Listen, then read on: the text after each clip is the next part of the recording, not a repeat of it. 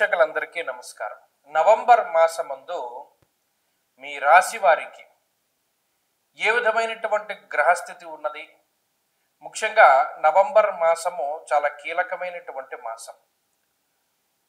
ఈ మాసమందు అనేక గ్రహాల తాలూకు స్థితిగతులు, ఉదాహరణకి అతిచారంలో ఉండేటువంటి గురువు తిరిగి వక్రగతిని ప్రారంభం చేయడం, చాలా కాలంగా వక్రగతిలో ఉన్నటువంటి శనేశ్వరుడు తన యొక్క వక్రగతిని పూర్తి చేసి మరలా రుజుమార్గంలో సంచరించడం, కుజుని యొక్క స్థితిగతులు, రవి యొక్క మార్పు, ఇలా అన్ని గ్రహాలు కూడా తమ యొక్క స్థానాలని కొంత ప్రభావితం చేస్తూ ఉన్నాయి. ఉదాహరణకి ఈ మాసంలో ఉండేటువంటి గ్రహస్థితిని గమనిస్తే 10వ తారీఖు దగ్గర నుండి బుధుని యొక్క వక్రగతి ప్రారంభమవుతుంది. అయితే ఈ మాసంలో బుధుడు వక్రించి ఉన్న రుజు మార్గంలో ఉన్న తులారాశిలోనే బుధుని యొక్క సంచారం ఉన్నది.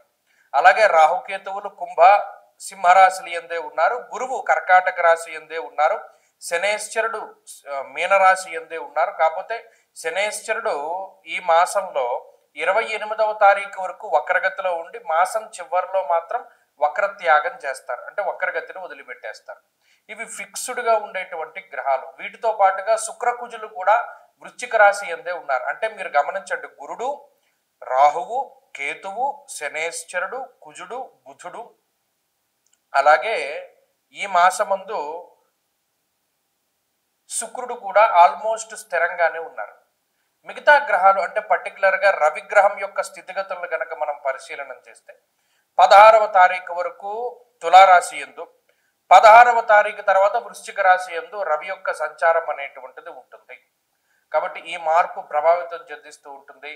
గురుని యొక్క అతిచారము, శని యొక్క వక్రగతి ముగింపు, ఇవన్నీ కూడా తీవ్రమైనటువంటి ప్రభావాన్ని చూపించబోతూ ఉన్నాయి ఈ నవంబర్ మాసంలో. కాబట్టి ఇటువంటి గ్రహ సంచారాన్ని అనుసరించి మీ రాశి వారికి ఏ విధమైనటువంటి ఫలితాలు కలగబోతూ ఉన్నాయి అనేటువంటి విషయాన్ని చాలా క్లుప్తంగా ఈ వీడియోలో మనం తెలుసుకునేటువంటి ప్రయత్నం చేద్దాం.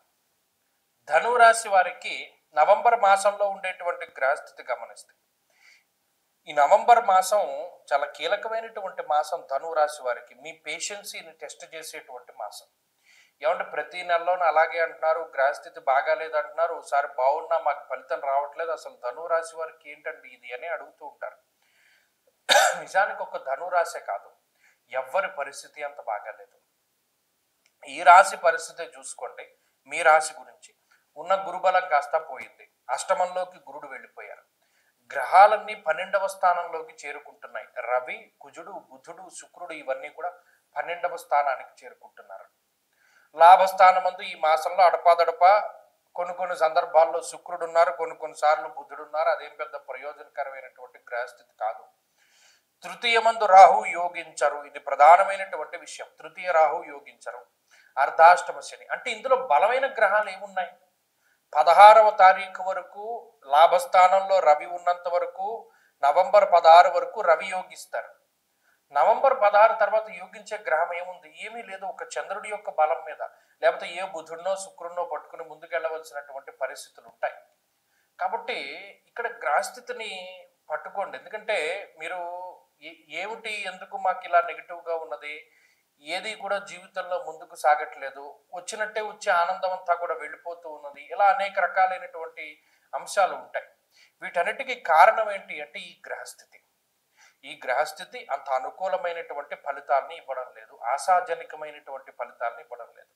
అందుకనే ఒక పుషింగ్ దొరుకుతుంది. ఈ పని మొదలు పెట్టాలి అని చాలా ఉత్సుకతతోటి ప్రారంభం చేస్తారు. ఆ ఉన్నటువంటి ఉత్సాహం మధ్యలోకి వెళ్ళేటప్పుడు ఉండదు. ఆ గ్రహస్థితి అంతవరకే దాన్ని లైట్నింగ్ చేస్తుంది. కాబట్టి ఈ విషయాలన్నీ కూడా అంతర్లీనంగా ఉంటాయి. కాబట్టి ధనురాశి వారు వీటన్నింటిని దృష్టిలో పెట్టుకోవాలి. తృతీయంలో రాహు ఎంత చెడు చేస్తాడంటే భయాన్ని కలగజేస్తాడు. ఏదైనా ఒక పని చేయడం ద్వారా దానిలో వచ్చినటువంటి నష్టాన్ని పదే గుర్తు చేస్తూ ఉంటాడు రాహు. నువ్వు గతంలో ఇలా చేసావు, ఇలా పాడైపోయింది, గతంలో ఇలా చేసావు, ఇలా పాడైపోయింది, అదే గుర్తు చేస్తాడు తప్పితే దీని తర్వాత ఇలా చేశారు, వాళ్ళు సక్సెస్ అయ్యారు అనేటువంటి మాటను పైకి రానివ్వడు. ఎంతసేపు నెగిటివిటీని గుర్తు చేస్తూ ఉంటాడు, భయాన్ని పెంపొందిస్తూ ఉంటాడు.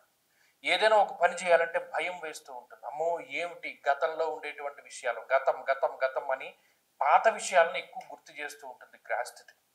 సెల్ఫ్ కాన్ఫిడెన్స్ లోపిస్తూ ఉంటుంది. ఎక్కడికక్కడ ఎంత మోటివేషన్ తెచ్చుకుని ముందుకు వెళదా ఉన్నా చుట్టూ ఉండేటువంటి పరిస్థితులు ఏదో ఒకటి డిమోటివేట్ చేస్తాయి.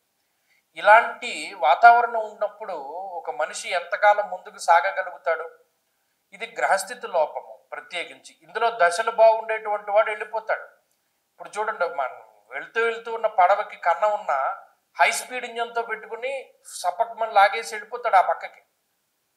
తెడ్డు పడవ ఉన్నవాడు, దశలు బాగా లేనివాడు పరిస్థితి అది. కాబట్టి ఇందులో మెయిన్ జాతకంలో దశ కీలకము. చాలా జాగ్రత్తగా వ్యవహరించి ముందుకు వెళ్ళండి. ఆంజనేయ స్వామి ఆరాధన చాలా మంచిది. విఘ్నేశ్వరుని యొక్క ఆరాధన చాలా మంచిది. ఆ ఆరాధన చేస్తూ ఉండండి, మంచి ఫలితాలు సంప్రాప్తం అవుతాయి. స్వస్తి.